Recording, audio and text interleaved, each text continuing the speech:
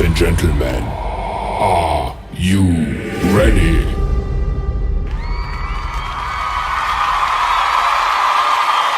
नमस्कार, स्वागत आप सभी का अनस्टॉपेबल 20 फाउंडेशन द्वारा present the unstoppable talk show पे। आज का टॉक शो थोड़ा खास है और ख़ास इस वजह से क्योंकि आज हम उन सभी टीचर से आपकी मुलाकात कराएंगे जिनकी बदौलत ये सारे बच्चे अपना आसमान बना रहे हैं और कोशिश करेंगे उनके जीवन को जानने की, किस तरीके से वो इस फाउंडेशन के साथ में जुड़े, किस तरीके से उन्होंने जर्नी स्टार्ट करी और क्या उनकी जीवन में फ़र्क आया इन बच्चों को पढ़ाने के साथ साथ।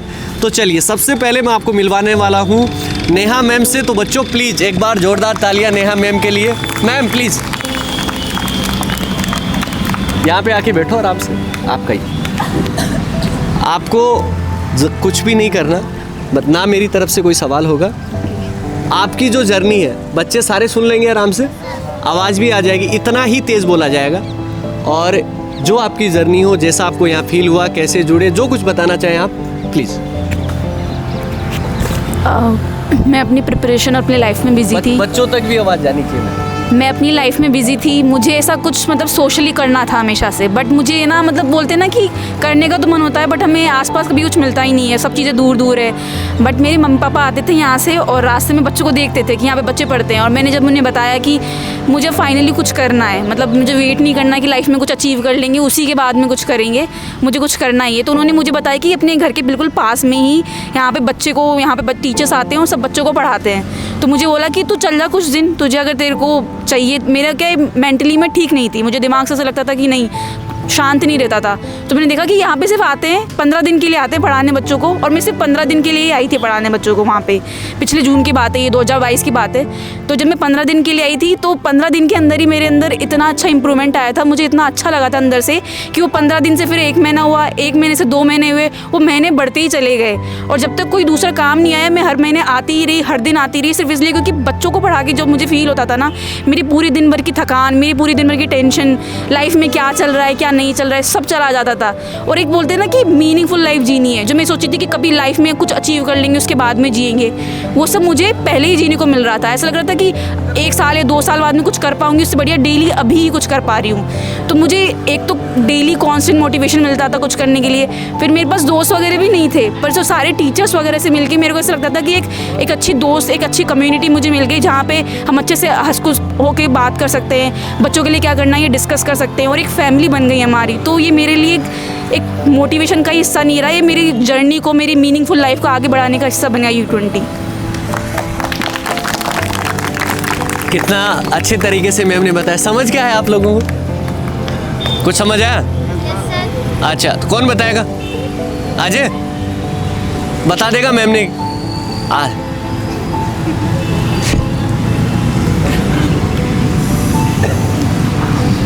एक लास्ट एपिसोड में भी आपको परिचय करवाया था इस बच्चे से, एक बार फिर हाजिर है। पेड़ ही तो दिख रहा है। चल, मैम ने क्या बताया?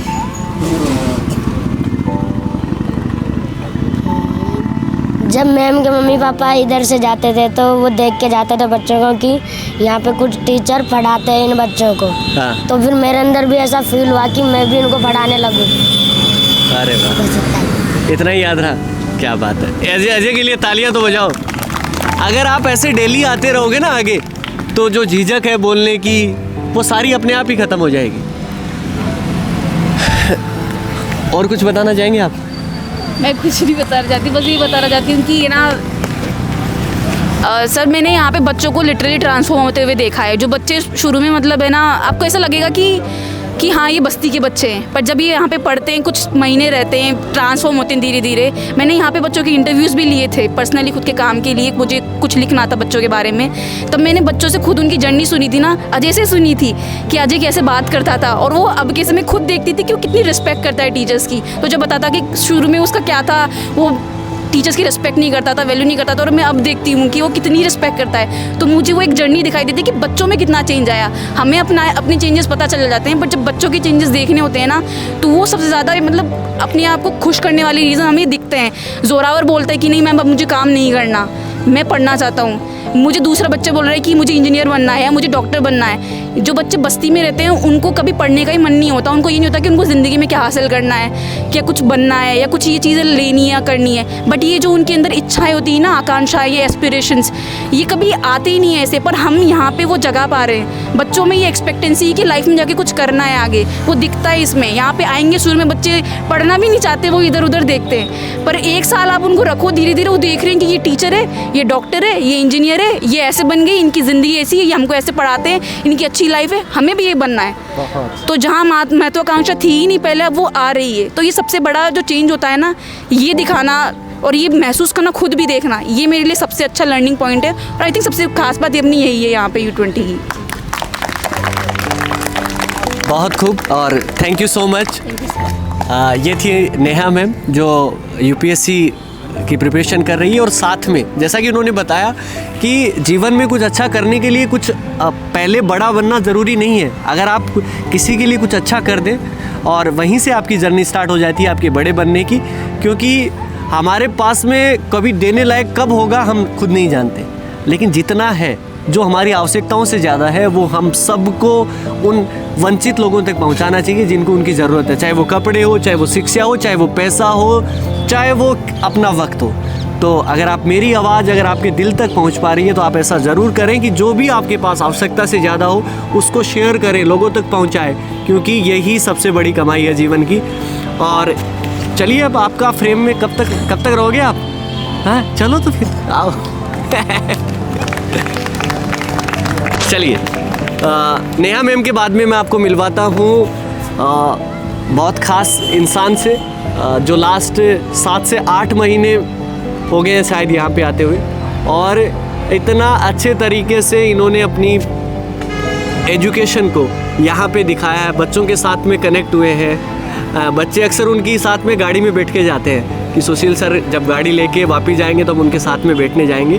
तो जैसा कि मैंने नाम ही ले दिया है, तो अब मैं आमंत्रित करूँगा डॉक्टर सुशील जी को, तो प्लीज़ आएँ। और आप सबका प्यार बच्चों के लिए देखते ही बनता है। हाँ,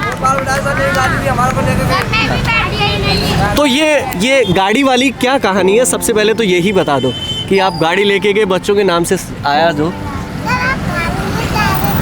हाँ, क्या जा रहे थे? थार में जा रहे थे? कब? मैं इधर से जाता आता रहता हूँ तो ये दिख जाते हैं, कभी भी जब ड्यूटी से आता हूँ तब रुक जाता हूँ इनके पास। तो कभी कोई दोस्त के साथ या किसी बॉस के साथ आता रहता हूँ तब ये आए लो कर लेते हैं। गाड़ी की कहानी तो ये है कि यहाँ पे घर परिवार वाले तो कोई थे नहीं, तो यही है जो घर बनाए यहाँ पे, पिछले साल भर में पढ़ा लिखा के जो घर बनाए, तो यही परिवार के सदस्य हैं। तो सोचा कि इन्हीं को साथ लेके चलते हैं, इसलिए इनको साथ लेके गया था। बहुत बढ़िया। तो मतलब आपने टीचिंग करवाई है, आप जानते हैं स्टूडेंट और टीचर का बॉन्ड जानते हैं, लेकिन एक वहाँ पर जहाँ एज ए आप बिज़नेस की तरह पढ़ाते हैं, मैं व्यापार कह दूँ उसको, क्योंकि अपन पढ़ाने जाते हैं तो उसका पैसा मिलता है अपने को। एक यहाँ पर आप अपना वक्त खर्च करते हैं और शायद आपकी एनर्जी भी लगती है, लेकिन एक इमोशन भी बनता है, आपका बॉन्ड बनता है, रिलेशन बनता है। तो ये वाली पढ़ाई उस वाली पढ़ाई से वैसे डिफ्रेंशिएट करना सही नहीं है, लेकिन फिर भी आपको किस तरीके से अलग लगता है, अगर आप बताना चाहें? देखिए राम सर, ये जो मतलब ये मुहिम हम चला रखे हैं कि उस वर्ग तक पहुंचना है जहां पे कोई नहीं पहुंच पाता, उस वर्ग तक पहुंचने की सोच मैं अपना कहूं तो जब मैंने MBBS में मेरा एडमिशन हुआ था, तो 2015 में मेरा एडमिशन हुआ था MBBS में, उसके महज 1 साल बाद 1-1.5 साल बाद मेरे ये सोच डेवलप होने लग गई थी कि यार अपने पास कुछ रिसोर्सेज थे इसलिए अपन यहाँ आ गए, लेकिन ऐसे भी बच्चे हैं जो इंटेलिजेंट है लेकिन उनके पास कुछ रिसोर्सेज नहीं है। तो मुझे उस सोच ने मतलब सोने नहीं देती थी वो सोच कि मुझे कुछ ऐसा करना है कि मैं इस काबिल बन गया तो मैं भी अपने जैसे कुछ लोग बना सकूं। इसलिए मैंने इसकी शुरुआत 2017 में कोटा मेडिकल कॉलेज के से 10-12 किलोमीटर दूर रेलवे स्टेशन के पास शुरू कर दी थी 2017 में।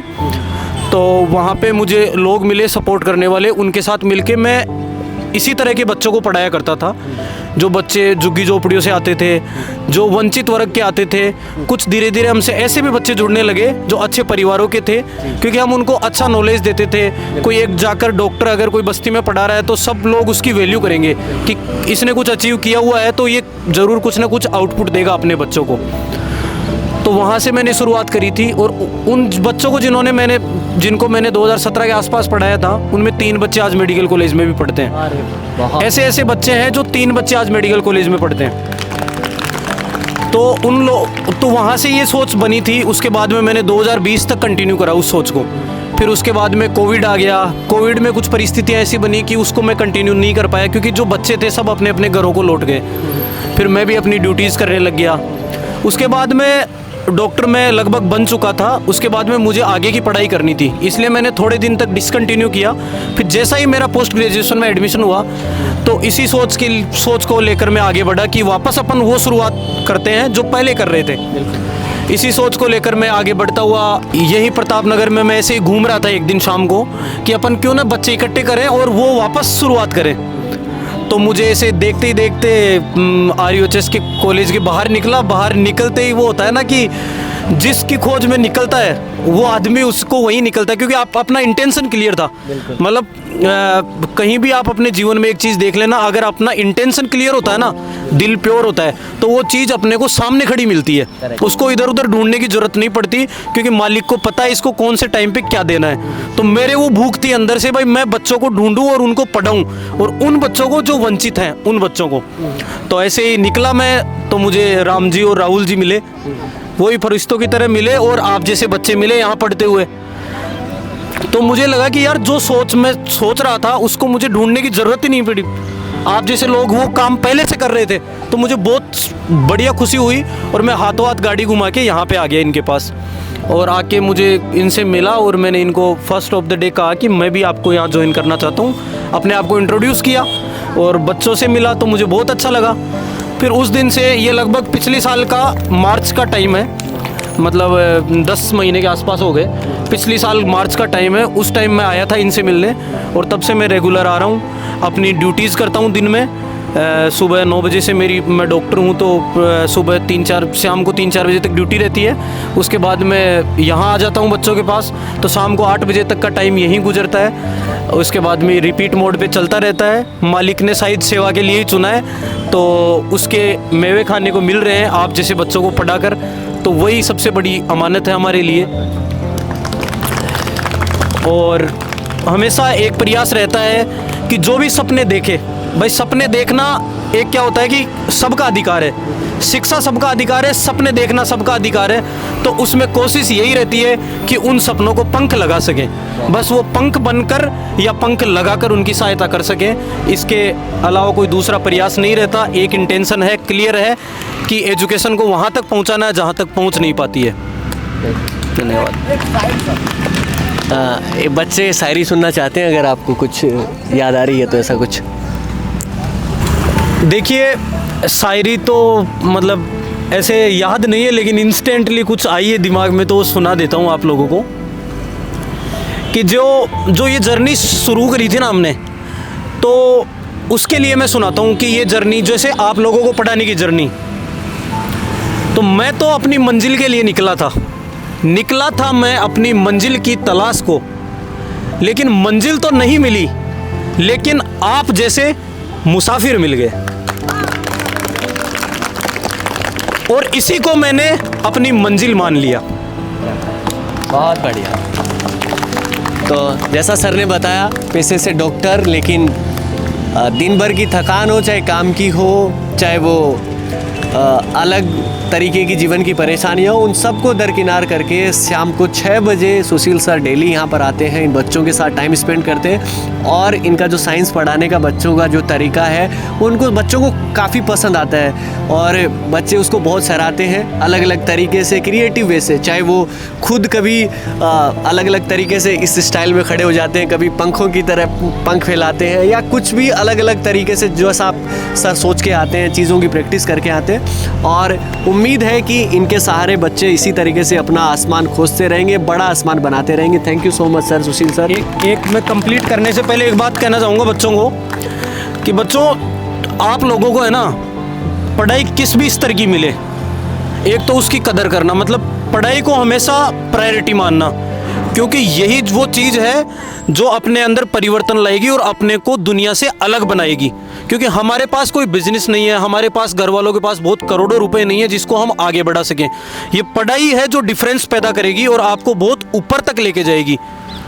और पैसा होना या नहीं होना ये कोई बड़ी बात नहीं है।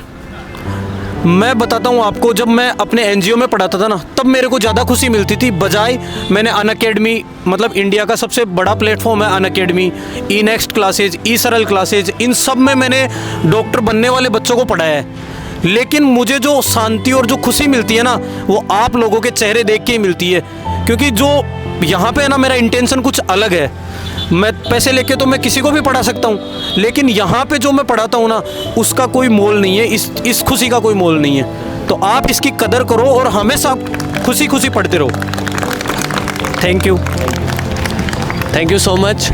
और अब नेक्स्ट किसका नंबर है मिलाना चाहता हूँ आप सबको विकास सर से। और ये हम जहाँ पर बच्चों को पढ़ाते हैं वो सेक्टर 18 है, नियर देलावास बालाजी। और एक ऐसे ही अदर बस्ती में भी टीम काम करती है और उसी के एक मेंबर विकास सर आपके सामने हाजिर होंगे और उनसे मैं उनकी जर्नी जो है वो जानता हूँ। विकास सर प्लीज़ आइए।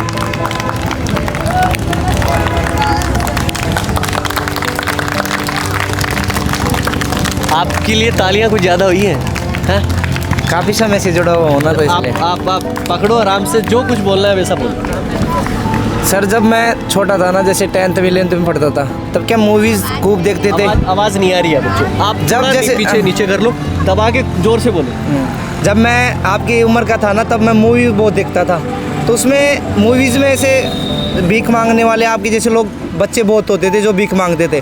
तो उस टाइम में इमोशनल फील मुझे होता था बहुत ज़्यादा। तो उस टाइम से आते थे। हाँ, उस टाइम ऐसे जैसे इन बच्चों को कुछ मिलता नहीं था और वो मूवी में दिखाते थे ना ऐसे, तो ऑटोमेटिक आंसू आने लग जाते थे। तो उस टाइम से फील होने लग गया था कि इन बच्चों के लिए कुछ करना चाहिए। तो वैसे ही मैं, जैसे कि मैंने कॉलेज लाइफ यहाँ पे स्टार्ट किया, तो यहाँ भी कॉलेज में इधर ऐसे बहुत बच्चे थे जो मेरे से भीख मांगते थे। तो उनसे सबसे पहले एक ही चीज़ पूछता था कि आप स्कूल जाते हो नहीं जाते हो। जिस दिन आप स्कूल जाओ ना, उस दिन मैं आपको पैसे दे दूंगा। तो मैंने कई बार सोचा कि मैं इन बच्चों को यहाँ पे, जैसे मैं सीतापुरा में पढ़ाता था, तो वहाँ मैंने सोचा कि यार इन बच्चों के लिए मैं भी कुछ करता हूँ, पढ़ाता हूँ, ऐसे कोशिश करता हूँ। और जैसे आप यहाँ पढ़ाते हो, तो मैं आपके यहाँ साइड में पास में पार्क में क्रिकेट खेलने आता था शाम को। तो एक्चुअली मुझे पता नहीं था कि इधर आप लोग पढ़ाते हो।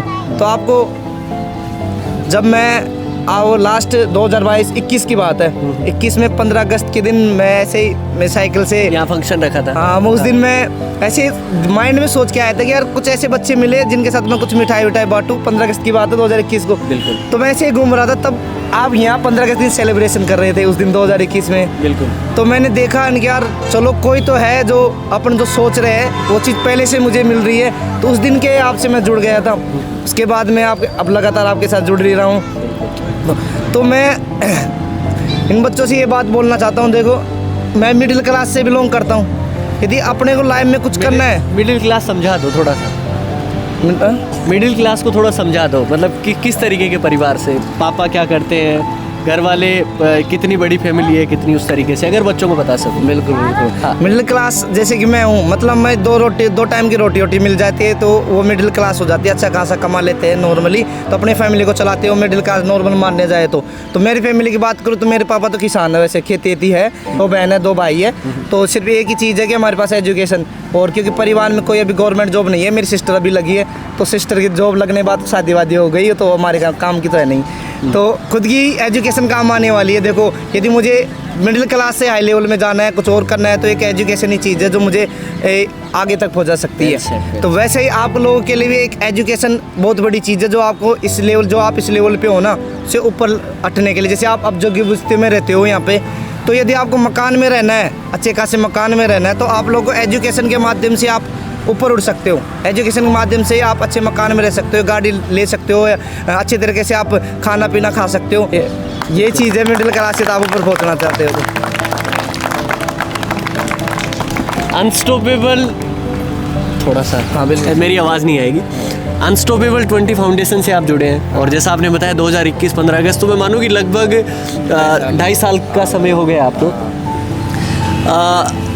पर्सनली आपको अपने आप में, बच्चे तो ग्रूम हुए ही हैं, पढ़ाई से हुए और सब टीचर्स की बदौलत हुए हैं, लेकिन आपको क्या अपने आप में क्या ग्रूमिंग देखने को मिली? किस तरीके से आप अलग हुए कि ना सिर्फ आप लोगों का फ्यूचर सुधार रहे हैं, कहीं ना कहीं आप भी अगर ग्रूम हो रहे हैं तो बताओ अगर कुछ होता है। बिल्कुल सर, जब मैं ऐसे बच्चों को पढ़ाता हूँ, जैसे मैं 1 घंटे, जैसे शाम की टाइम की बात है तो 1 घंटे अपन मोबाइल पे भी टाइम वेस्ट कर देते हैं। 1 घंटा मोबाइल देखना, फेसबुक इंस्टाग्राम देख लेते हैं। तो उसी सोच से मैंने सोचा कि बच्चों को अपन 1 घंटा बच्चों को देंगे तो उनका कुछ फ्यूचर सिक्योर होगा, आगे कुछ उनको सीखेंगे आगे। तो जैसे मैं इन बच्चों को पढ़ाता तो एक अलग ही फील होता था सर कि गरीब बच्चों के लिए अपन कुछ कर रहे हैं, उनको कुछ अच्छी चीज़ सिखा रहे हैं। तो मन में अच्छा रहता था कि कुछ भी मेरे माइंड में जितनी भी टेंशन होती थी ना, दिन की भी जो भी पढ़ाई वढ़ाई की टेंशन जितना पढ़ते तो नो माइंड बिल्कुल क्लियर रहता था माइंड में, अपने को जो भी पढ़ना है तो बिल्कुल एक तरह की टेंशन नहीं रहती थी। जैसे घर वालों को पता चला कि यार पहले अपना फ्यूचर बना लो फिर उसके बाद कर लेना, तो मैं उनको एक ही चीज़ बोलता था कि इस टाइम की मैं 1 घंटा ऐसे बर्बाद कर देता हूँ शाम के टाइम में क्रिकेट खेलने में। वो यदि मैं अब देखो सर, मैं एक बात जानता हूँ, खुद के लिए तो सब जीते, दूसरे के लिए जीना ही जिंदगी होती है। देखो रियलिटी ये होती है कि खुद के लिए तो सब जीते हैं सर, दूसरों के लिए जीना चाहिए। और कई लोग मेरे कई परिवार में और रिलेशन में लोग नौकरी है, क्योंकि एसटी कैटेगरी से बिलोंग करता हूँ, तो जॉब हो खूब गवर्नमेंट जॉब, तो वो लोग ही बोलते हैं कि पहले अपनी आप जॉब लग जाओ गवर्नमेंट जॉब, उसके बाद कर लेना, कि उसके बाद तो और कोई कर लेगा। उससे पहले हम फाइनेंशियल सपोर्ट नहीं कर सकते, तो अपनी जो नॉलेज है उसके माध्यम से तो अपन बच्चों को कुछ शिक्षा दे सकते हैं, उसी के माध्यम से फाइनेंशियल सपोर्ट मान लेंगे। तो एक अलग फील होता था सर, मैं मतलब शब्दों से बयान नहीं कर सकता था। बहुत बढ़िया। तो ये थे विकास सर जिन्होंने अपनी जर्नी बताई, और कुछ मुख्य बातें मैं वापस से रिपीट कर दूंगा, मेरे पास में एक्स्ट्रा बोलने को कुछ है नहीं।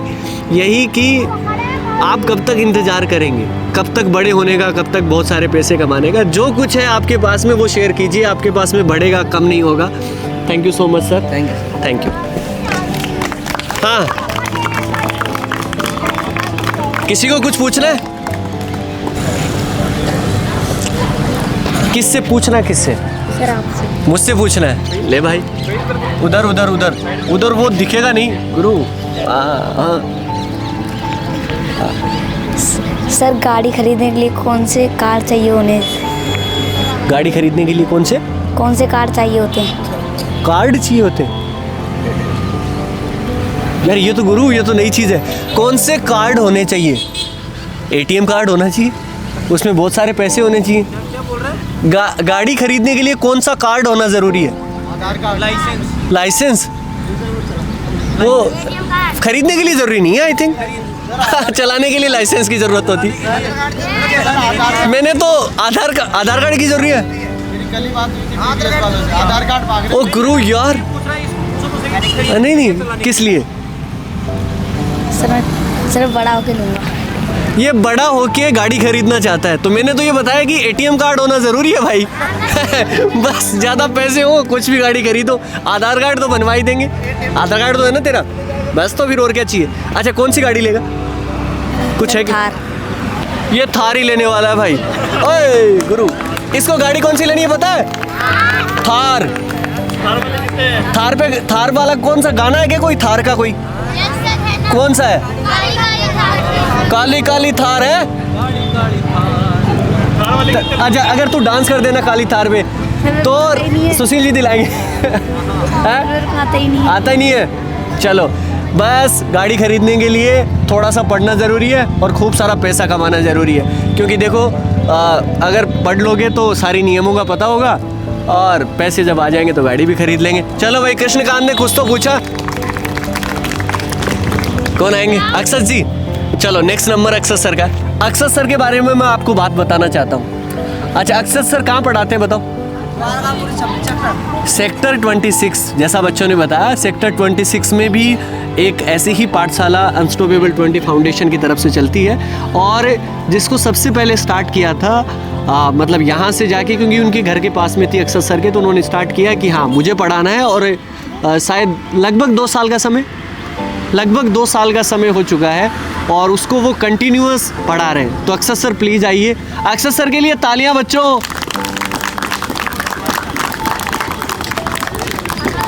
देखो शायद अपन बहुत बड़े आदमी, सुनो तो सही।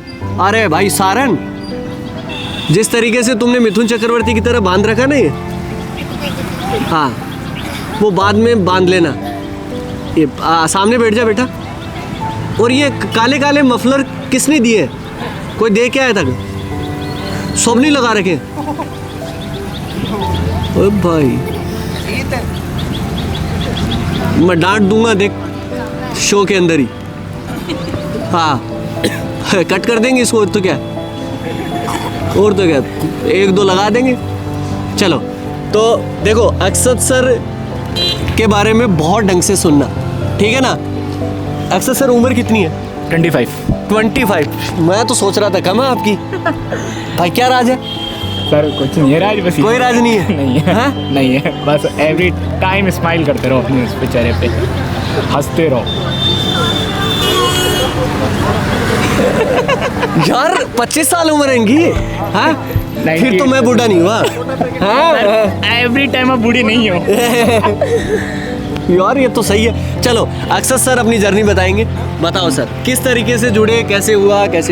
मैं अक्सर अगर यहाँ से निकलता था, हर साल मतलब निकलता था, मैं देखता था यहाँ पर कि पढ़ा रहे हैं बच्चों को, मगर कभी सोचा नहीं कि हम ये सोचते थे मदर टेरेसा का। मैं और मेरा फ्रेंड एवरी टाइम यहाँ से जाते, पार्क में जाके हमको बैठना होता था और वहाँ पर जाकर हम थोड़े गप्पे वप्पे लड़ाते। वो एक दिन क्या हुआ कि न्यू ईयर वाला दिन था, 21 का टाइम था और 31 न्यू ईयर के दिन आया था मैं यहाँ पर। तो हम उस दिन भी निकल रहे थे, तो मैं अपने फ्रेंड से बोल रहा था, मैंने कहा यार मदर टेरेसा पे ही पढ़ाते होंगे। कहा नहीं यार ये प्राइवेट का है। उसने मेरे को बताया, मैंने ठीक है। मैं यहाँ आया, मैंने बात करी, मेरे को बहुत अच्छा लगा। तो मैं बच्चों को, मेरे को करना भी था कि हाँ मेरे को किसी को पढ़ाना है। तो मैंने यहाँ पर एक महीना बिताया बच्चों के साथ और बड़ा अच्छा लगा। उसके बाद 26 की जर्नी स्टार्ट हुई मेरी। विद इन 15 स्टूडेंट्स, इनको एक साल तक भी प्रिपेयर होते हुए हमने पढ़ाया। उसके बाद हमने बच्चे बढ़ाए वहाँ पे 26 सेक्टर में। हम पीछे जाए, उसके बाद हमारे पास 40 बच्चे थे। उन 40 बच्चों के साथ हरदम रोज़ की जर्नी, जो डेली रूटीन होता है मेरा वही, सुबह उठना है, अपनी पढ़ाई करनी है, शाम को जैसे 4 o'clock या 5 o'clock हुआ निकलना है, उनको पढ़ाना है उनके साथ आराम से। और उनकी जो भी छोटी मोटी प्रॉब्लम्स होती है पढ़ाई से रिलेटेड क्वेश्चन या एनीवन जो भी क्वेश्चंस होते हैं हम उनको समझाते हैं। विकास सर मेरे साथ हमेशा रहती हैं और कुछ टीचर्स जुड़े हुए हैं, जैसे कोमल मैम हैं, सुमित सर हैं, और बाकी जर्नी है तुम्हारे साथ चल रही है। हाँ, पढ़ाने से बहुत अच्छा फील होता है। शाम का जो टाइम है हमारा, जो हम इधर उधर टाइम पास करते थे, उससे बेटर टाइम है कि किसी को पढ़ाकर अच्छा फील करो। Thank you so much. बहुत बढ़िया सर, रुकना पड़ेगा आपको। मैं अगर आपने बहुत कम शब्दों में इन्होंने अपनी जर्नी को समाप्त कर दिया, लेकिन ये छोटा काम नहीं है। माइक भी गिर जाता है बीच में। थोड़ा सा बजट की कमी है, बजट बढ़ाना पड़ेगा, क्या करें, है नहीं।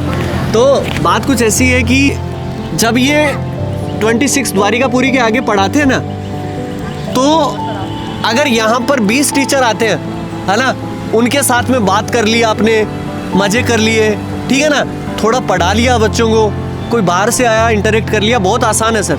सब लोग अगर सुन पा रहे हैं, अकेला बंदा एक जगह 40 बच्चे बैठे हैं और 5-6 महीने तक अकेला ही पढ़ा रहा है, और मोटिवेशन चाहिए सर, ख़त्म हो जाएगा। और वहाँ पे कोई आ भी नहीं रहा, मतलब यहाँ तो राह जाते लोग अपने को कितने मतलब पीठ थपथपा जाते हैं अपनी, इतना सारा मिलता है। लेकिन अकेला बंदा कोई आ ही नहीं रहा उधर, तो मतलब जाता ही नहीं है, और जाते तो गाड़ी वाले सीधे थार वाले आते हैं, तो वो तो भाग जाते हैं जल्दी से। तो इस तरीके से कुछ बच्चे हमारे अभी आए। तो एक रील भी वायरल हुई थी, उसमें बहुत सारे कमेंट आए थे कि हम ऐसे बच्चों को देखते हैं द्वारिकापुरी सेक्टर के आगे। तो अगर आप लोग देखते हैं तो जाइए, बात करिए, हम आम इंसान हैं, हमसे बात करिए। हमसे अगर थोड़ी बहुत पीठ थपथपा देंगे अच्छा लगेगा, कुछ बच्चों के लिए कर सकते हैं, सोसाइटी अगर मिलेगी तो कुछ अच्छा हो जाएगा। Thank you so much sir, thank you, बहुत अच्छा लगा। चलिए नेक्स्ट में मुलाकात करवाता हूँ आपकी। हाँ, नरेश जी आ रहे हैं, नरेश सर से। हाँ,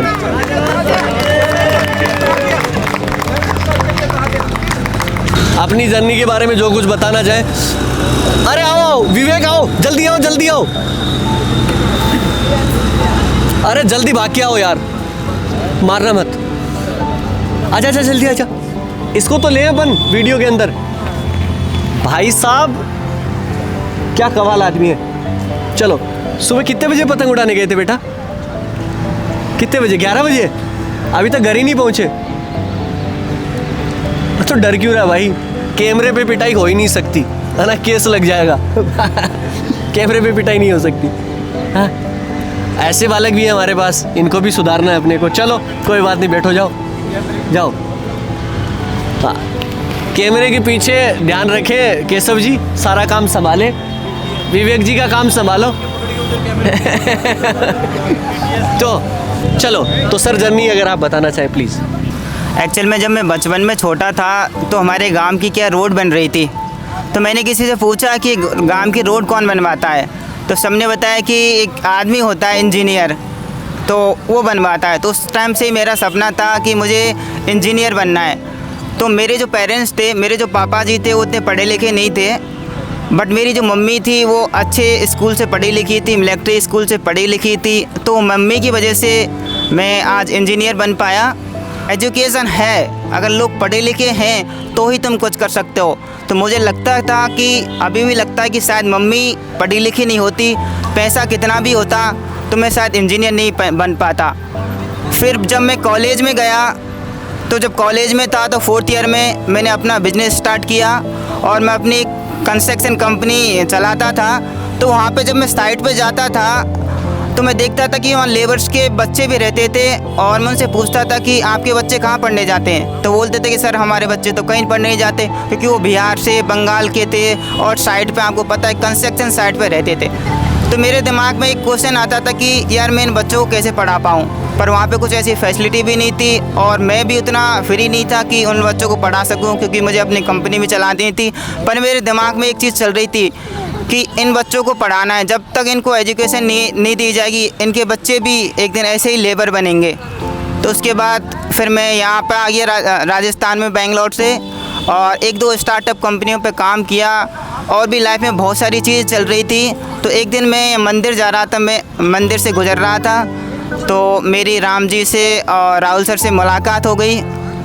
तो उस टाइम मुझे लगा कि यार मेरा जो सपना था बच्चों को पढ़ाने का, वो सेम चीज़ तो यही कर रहे हैं। तो जान के मुझे बड़ा अच्छा लगा और मैं अगले ही दिन से इनसे जुड़ गया और उस दिन से और आज तक जब भी मैं जहाँ भी जाता हूँ मैं बहुत लोगों को जानता हूँ और बहुत लोगों को ये भी पता हुआ है कि मैं U20 से जुड़ा हुआ हूँ। तो लोग बड़ी सराहना देते हैं कि यार तुम बहुत अच्छा काम कर रहे हो, राम सर तुम्हारे बहुत अच्छा काम कर रहे हैं। तो मुझे इतना अच्छा फील होता है जितना अच्छा मैं जब एक कंपनी का मालिक था उस टाइम भी मुझे फील नहीं होता था। ये बच्चों को जो पढ़ाते हैं ना, लाइब्रेरी में बहुत लोग बोलते हैं, कैफ़े पे जब बैठते हैं तो तब लोग बोलते हैं कि तुम्हारी टीम जितना अच्छा काम कर रही है शायद हमारे और कोई नहीं कर रहा होगा। तो मुझे इतना अच्छा फील हो रहा है कि मुझे लगता है कि जो जिस काम के लिए मुझे करना चाहिए था वो आज मैं कर पा रहा हूँ। एक दिन क्या हुआ सर, 1000 रुपये मैं पेटीएम में डालने गया था सर। 1000 रुपये पेटीएम में कैसे डालने? पेटीएम में, सॉरी, वो मोबाइल में।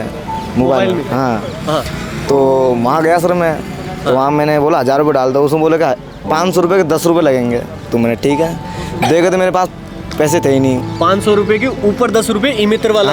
हाँ, लेता सर 1000 रुपये को कितने हुए सर? 20 रुपये।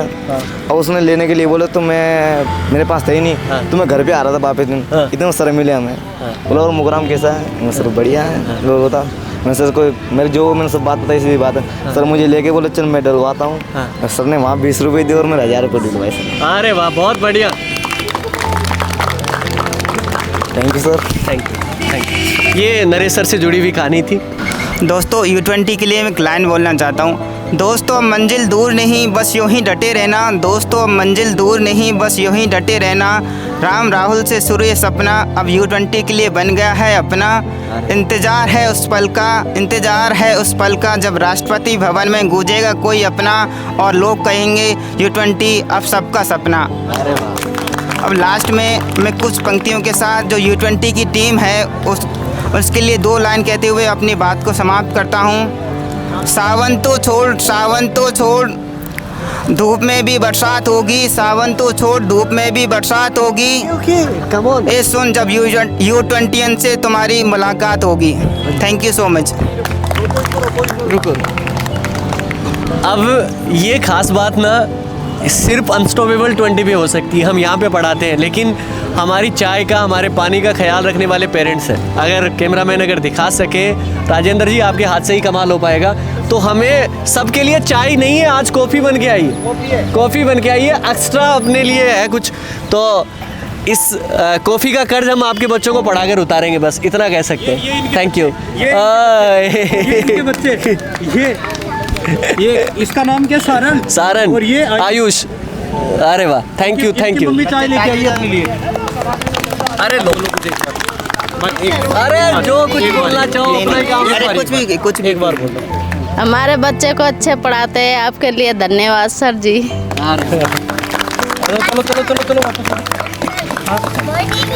Thank you so much sir. अपनी अपनी कॉफ़ी ज़रूर ले लो आप, ठीक है? साथ में पी सकते हैं क्या? हाँ, आराम से, कोई दिक्कत नहीं है, आवाज़ आएगी। थोड़ी सी समय सीमा है। टीम मेंबर की संख्या की अगर मैं बात करूं तो आज 60 लोग जो हम पढ़ा रहे हैं और लगातार अपना टाइम देते हैं, सब अलग अलग तरीके से जुड़े हुए हैं। और थोड़ा सा एपिसोड लंबा नहीं हो जाए, आपको कहीं बोरियत ना फील हो, इस वजह से मैं इन सब चीज़ों को यहीं पर हम समाप्त करेंगे।